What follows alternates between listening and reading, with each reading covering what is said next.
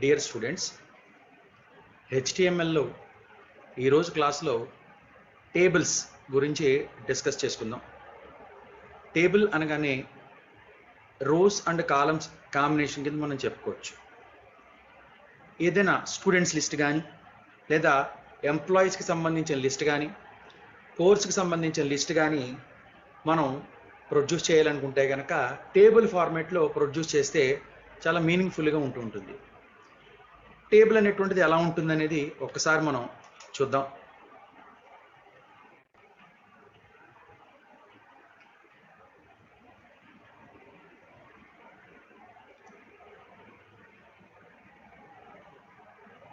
Look at this.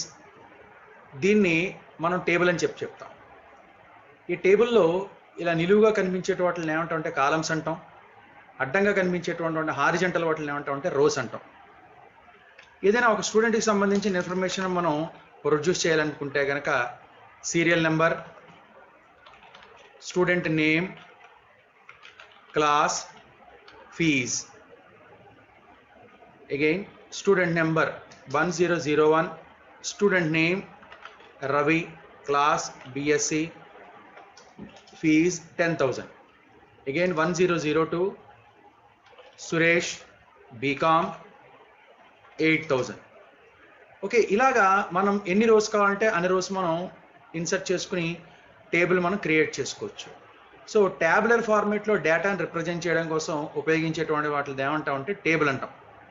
అయితే హెచ్టిఎంఎల్లో మనం టేబుల్స్ని create చేయాలంటే కనుక మనం ఉపయోగించేటువంటి ట్యాగ్ ఏంటంటే table tag. We use table tag. Table అనేటువంటి ఒక ట్యాగ్ను ఉపయోగించి మనం హెచ్టిఎంఎల్లో టేబుల్స్ని క్రియేట్ చేసుకోవడం జరుగుతుంటుంది. ఓకే, సో ఒక ఎగ్జాంపుల్ ద్వారా మనం టేబుల్ని ఎలా క్రియేట్ చేసుకోవాలనేది చూద్దాం. హెచ్టిఎంఎల్ డాక్యుమెంట్లో ఫస్ట్ మనం HTML starting tag,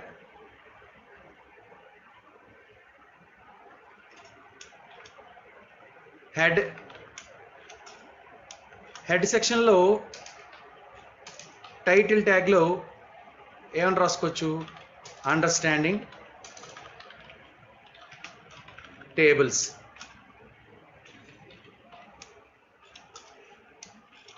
Again head section close, and the next one is body section.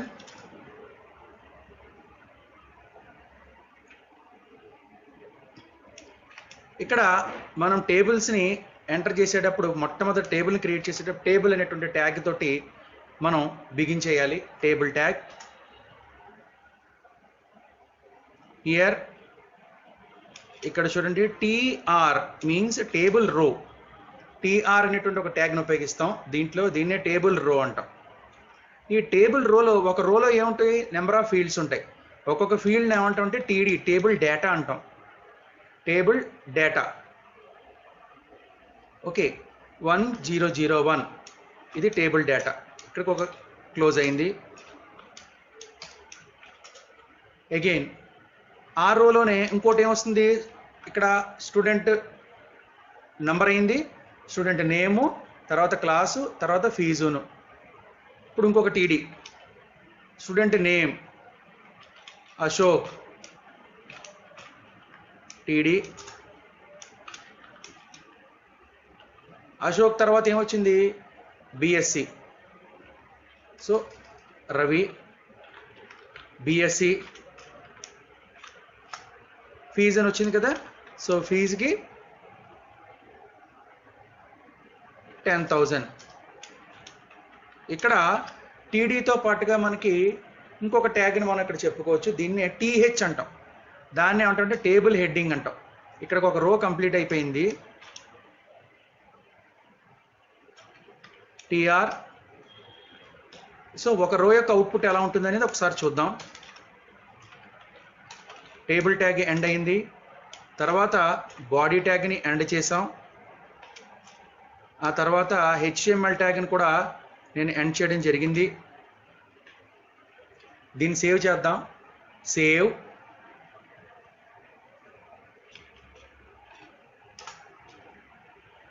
Tables dot HTML. So ఒకసారి మన ఫోల్డర్ దగ్గరికి వెళ్ళి ఆ HTML ఫైల్ని మనం రన్ చేద్దాం.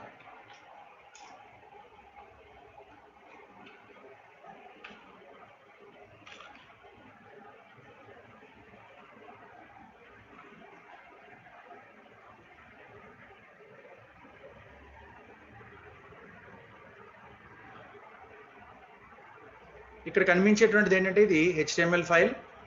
ఇది డబుల్ క్లిక్ చేయగానే మనకి ఏ వెబ్ బ్రౌజర్లో అయితే రన్ అవ్వాలనుకుంటుందో ఆ వెబ్ బ్రౌజర్లో ఈ ఫైల్ ఎగ్జిక్యూట్ అవుతుంది.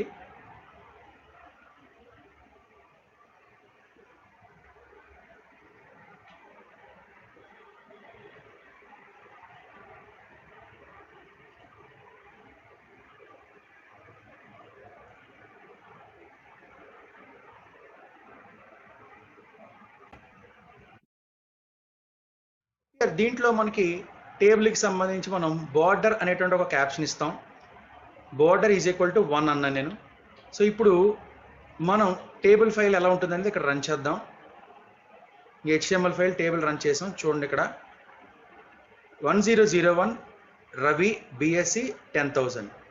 సో ఇది ఒక రో. అదే ఇప్పుడు మనకి ఇంకొక రో కావాలంటే కనుక మళ్ళీ ఒకసారి కోడ్లోకి వెళ్ళి ఇంకొక రో క్రియేట్ చేసుకోవడమే. TR table row, TR TD 1002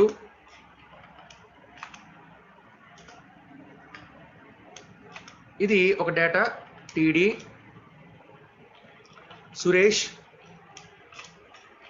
TD fees వచ్చేసరికి 8,000.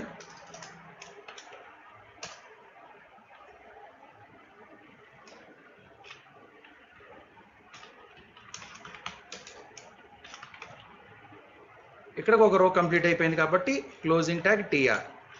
ఇక్కడ ఏం జరుగుతుందంటే TR అనేటువంటిది ఏంటంటే ఒక రో కింద రిప్రజెంట్ చేస్తుంది. ఈ రోలో ఉండేటువంటి కాలం డేటా ఏంటంటే ఈ 4ను 1001 రవి BSc 10,000 దీనికి టేబుల్ డేటా అంటాం. TD ఏమో కాలంని రిప్రజెంట్ చేస్తుంది, TR ఏమో ఒక రోని రిప్రజెంట్ చేస్తుంది అనమాట. ఇప్పుడు మనం 2 రోస్ క్రియేట్ చేసాం కాబట్టి ఈ డాక్యుమెంట్ని సేవ్ చేసి ఒకసారి బ్రౌజర్లోకి వెళ్ళి రిఫ్రెష్ చేయండి. ఇక్కడ బీకామ్ అని రాయలేదు కదా, TD బీకామ్ రిఫ్రెష్ చేసాం. సో ఇది మనకి సెకండ్ రో అనమాట. అయితే ఇప్పుడు మనం ఇందాక నేను వర్డ్లో చూపించినటువంటి డాక్యుమెంట్ చూడండి, పైన హెడ్డింగ్స్ వచ్చాయి కదా, student number, student name, class, fees అని చెప్పేసి 4 హెడ్డింగ్స్ వచ్చాయి. ఈ హెడ్డింగ్స్ మనం రిప్రజెంట్ చేయాలంటే కనుక TH అని చెప్పి మనం రిప్రజెంట్ చేస్తాం. TH దీన్నే టేబుల్ హెడ్డింగ్స్ అంటాం. THలోకి వచ్చేసరికి TD, దాంట్లో కూడా స్టూడెంట్ నెంబర్, ఇదొక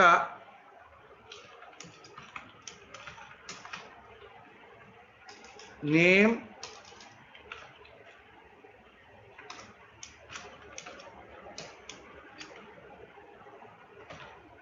కోర్స్, ఫీజ్. ఇక్కడికి ఒక రో కంప్లీట్ అయిపోయింది కాబట్టి /TR. ఆల్రెడీ వేరే మనం ఇంకొక TRని బిగిన్ ట్యాగ్ ఉపయోగించాం కాబట్టి ఇక్కడ క్లోజింగ్ ట్యాగ్ ఇచ్చినా పర్వాలేదు, ఇవ్వకపోయినా పర్వాలేదు. సో పైన టేబుల్ హెడ్డింగ్స్ వచ్చాయి కాబట్టి ఒకసారి నేను ఈ HTML డాక్యుమెంట్ని సేవ్ చేసి ఒకసారి బ్రౌజర్లోకి వెళ్ళి రిఫ్రెష్ చేశాను. ఇక్కడ చూడండి టేబుల్ హెడ్డింగ్స్ వచ్చేసరికి TH, TD,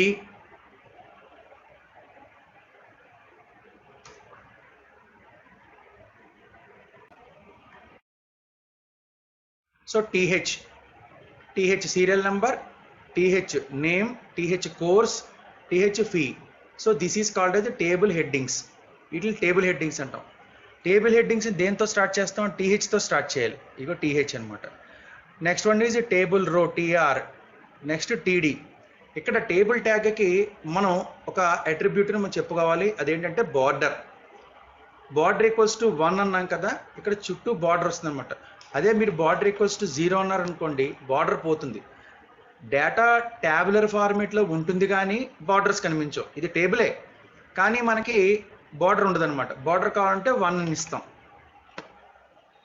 ఇగో దీంట్లో మనకు ఇంకొక అట్రిబ్యూట్ ఉంటుంది. అదేంటంటే సెల్ స్పేసింగ్.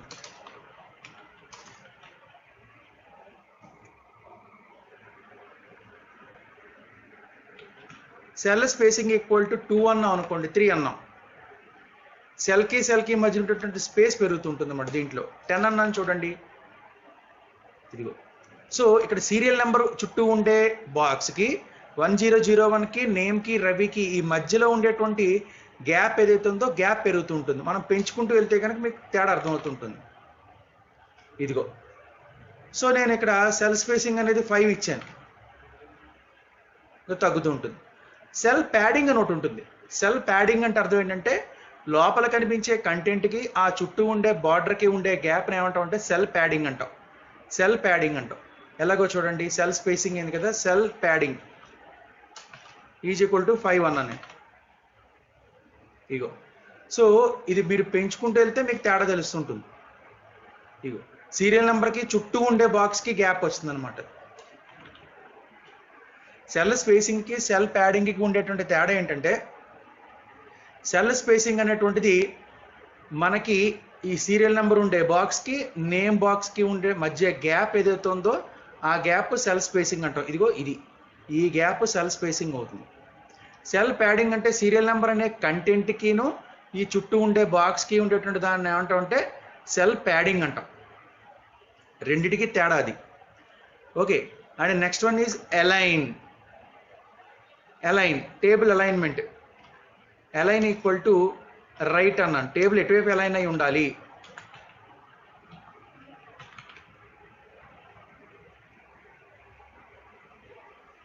ఇగో రైట్ సైడ్ అలైన్ అయింది. అదే లెఫ్ట్ అన్నాను నేను, సెంటర్ అన్నాను.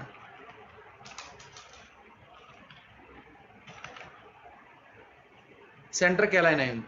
అదే లెఫ్ట్ అన్నాం అనుకోండి, లెఫ్ట్కి అలైన్ అవుతుంది. అంటే మొత్తం టేబుల్ మన వెబ్ బ్రౌజర్లో లెఫ్ట్ సైడ్కి సెంటర్ అయి లెఫ్ట్ సైడ్కి అలైన్మెంట్ అయి ఉండాలా, సెంటర్కి అలైన్మెంట్ అయి ఉండాలా, రైట్ సైడ్కి అలైన్మెంట్ అయ్యాలంటే డిసైడ్ చేసేది ఎవరంటే అలైన్మెంట్ అనమాట.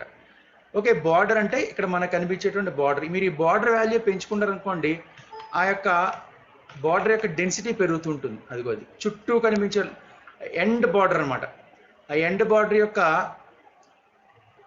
లైన్ యొక్క సైజు, ఆ డెన్సిటీ ఏదైతే ఉందో అది పెరుగుతూ తగ్గుతూ ఉంటుంది అనమాట. ఇది బార్డర్.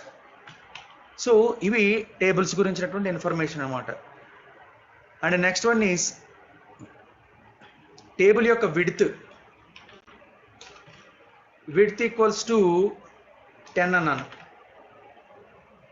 ఇగో టేబుల్ యొక్క విడ్త్ అనమాట. దీంట్లో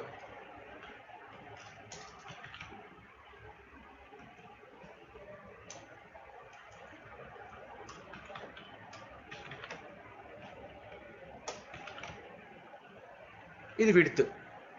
సో టేబుల్కి సంబంధించి alignment, border, cell spacing, cell padding, width, ఇవి టేబుల్ యొక్క విడ్త్ని స్పెసిఫై చేయడం అది జరుగుతుంటుంది అనమాట. అదిగో.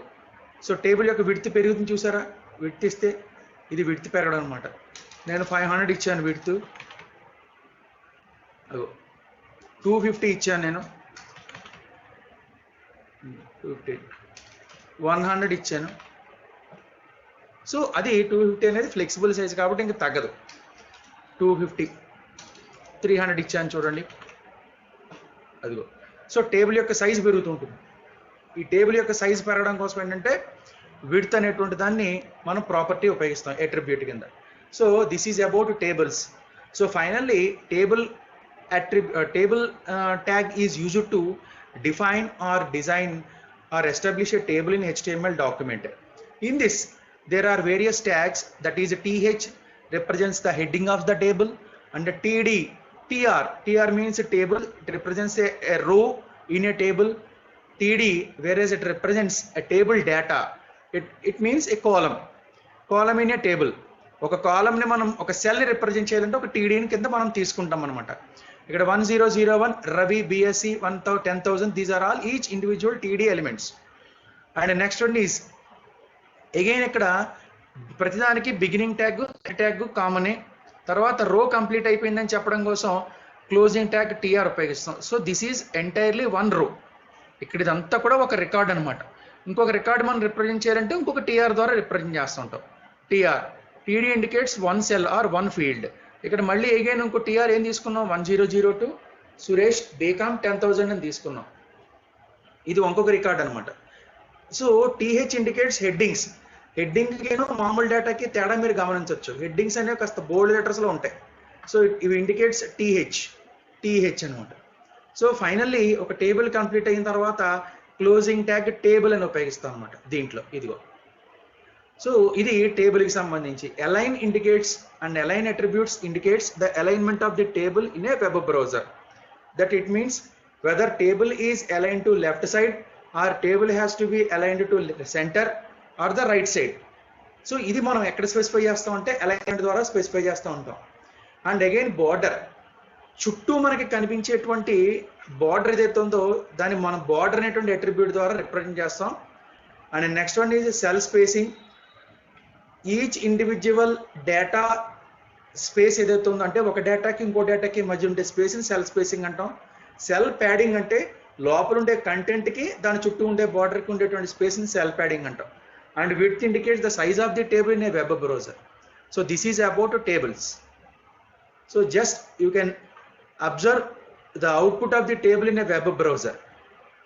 This is the way you can represent a table with any number of rows. Okay, thank you.